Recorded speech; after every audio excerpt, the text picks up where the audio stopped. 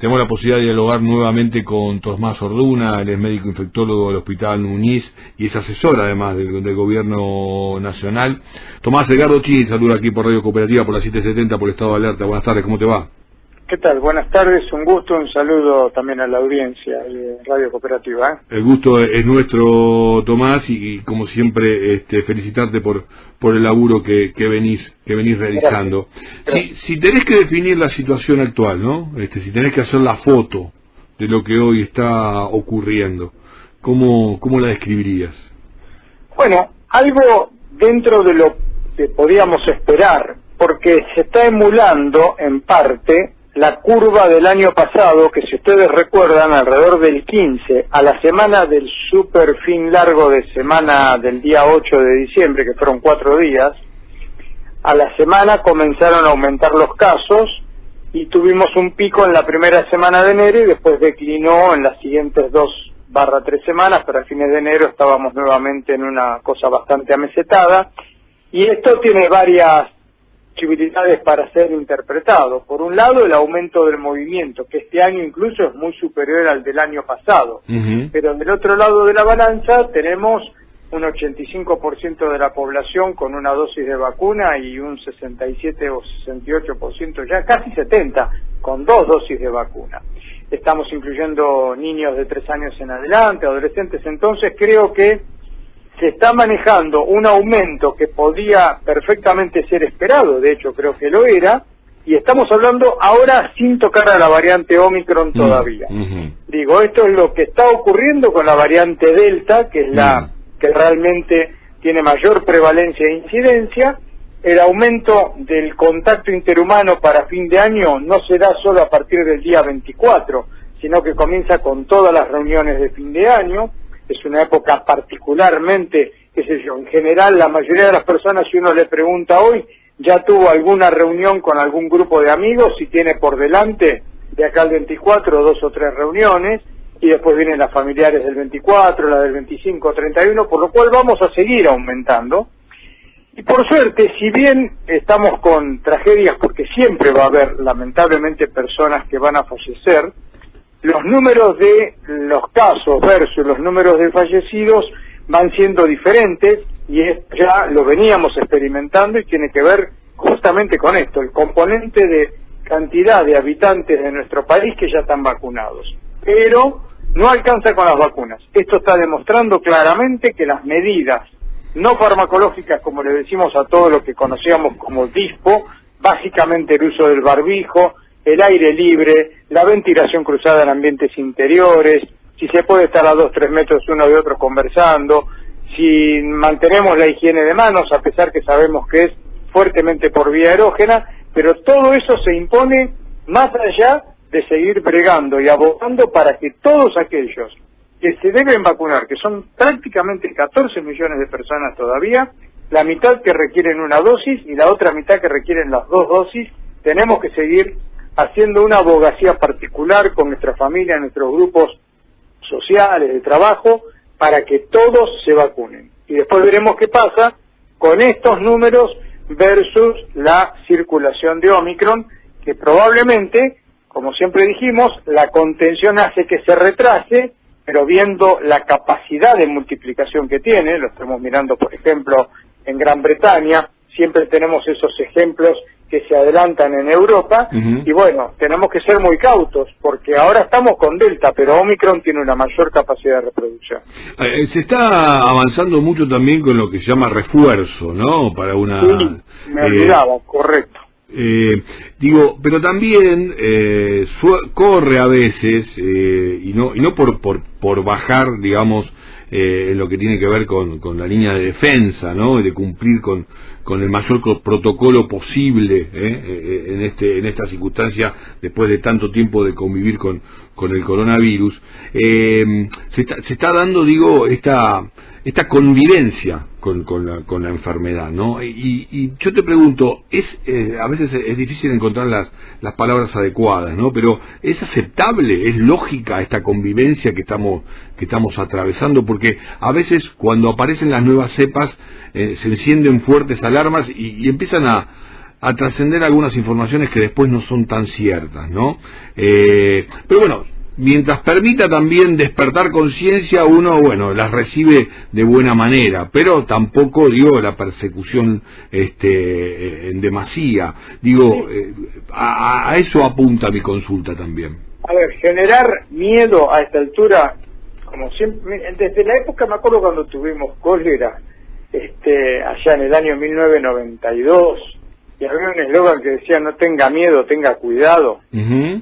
Y tiene que ver con que el miedo en general no es un buen consejero, hasta puede hacer que me equivoque. Entonces, lo que hay que tener es esa conciencia relacionada con vacunación y con las medidas que no son vacunales y fuertemente el uso del barbijo. A partir de ahí, con esa conciencia, responsabilidad comunitaria, responsabilidad social, cuando viene una variante que puede ser realmente algo que nos mueva un poco, que nos haga cimbronar los casos, porque lo estamos viendo, insisto, en Europa, con la diferencia que ellos están entrando al invierno profundo y nosotros estamos entrando al verano, con entonces una posibilidad de tener ventanas abiertas, puertas abiertas y estar al aire libre. Entonces, con esta diferencia, la nuestra va a tener algún cimbronazo, debería ser infinitamente menor, entre comillas debería serlo, y porque aparte estamos logrando ya niveles de vacunación superiores. Por otra parte, hasta el momento no se ha podido confirmar, porque no parecería que así lo fuera, que es una variante que genera cuadros más graves. Que sí hay que tener cuidado que cualquier situación sanitaria donde potencialmente se colapsaran camas de terapia, camas de internación general, indirectamente lo que termina generando es muerte, porque yo necesito los sistemas de salud como nosotros supimos tener, que pudieron estar en algún momento muy tensionados, pero prácticamente no hay ningún ejemplo donde tuvimos que hacer ninguna selección de un paciente por decir había una cama y había 2 pacientes. Entonces eso es lo que tenemos que poder lograr y tomarlo con seriedad, sin miedo, tomarlo con seriedad, es decir, señores, miren, apareció una nueva variante, sigamos vacunándonos, sigamos cumpliendo de la mejor manera ahora en todos estos 30 días que son de fuerte reunión familiar, reunión social, reunión de amigos, y después viene el componente vacacional. Claro. Esto es, claro, los que tenemos la bendición de poder tener lo que hace falta para poder vacacionar, en general desde un trabajo que nos lo permita, vacaciones pagas, un dinero mínimo y comemos 2 o 3 veces por día, ¿no? Desde ese lugar, este país mueve un 10% de su población en el verano. Y quizás un poquito más, habida cuenta que hacia el extranjero va a estar más difícil. Entonces va a haber más volcarse hacia el interior. Bueno, todo esto lo vamos a tener que aplicar en los lugares de turismo. A mí me preocupa, en lo particular, que el pase sanitario, que ya comenzó en Tucumán, comienza el 21 en provincia y ya lo decretó también el Estado Nacional, no sea acompañado por algunas provincias o ciudades, como ya sabemos que está ocurriendo, porque eso genera un relajamiento, digamos, de entender que hay que vacunarse, porque total, si no me lo van a pedir, no me vacuno. Y eso está pasando, y me parece que es en lo particular, creo, es una medida que ojalá la revisen quienes han dicho que no lo van a solicitar. Una última consulta, Tomás, y tiene que ver con tu profesión y con tus compañeros de profesión que obviamente han vivido una experiencia de máxima tensión, ¿no? Todos la hemos vivido, pero bueno, ya lo hemos dicho y igual vale la pena seguir resaltándolo. El personal de salud fue el primero que estuvo allí, ¿no? Y incluso el que tuvo el contacto con la más recargada, ¿no? Con el más recargado virus, ¿no es cierto? ¿Cómo lo encontrás hoy? Digo, por un lado más preparado, más capacitado, pero digo, cansado en lo que tiene que ver con hay un agotamiento, y justo leía una nota donde hoy a la mañana, creo que fue, en una nota en internet de la BBC, que una colega hablaba de una montaña rusa emocional. Y la verdad que me pareció que es así. Y esta montaña rusa emocional es porque hemos pasado y seguimos pasando por momentos, quizás algunos no tan intensos, porque al comienzo hubo mucho de desconocimiento de lo que venía y las imágenes que veíamos de Europa o de Estados Unidos fueron terribles. Había un temor, había un sentir que nos podía arrasar, como que nos podía pasar por arriba. Habida cuenta que si arrasaba sistemas sanitarios de países del primer mundo, nosotros que estábamos mucho más flojitos de papeles.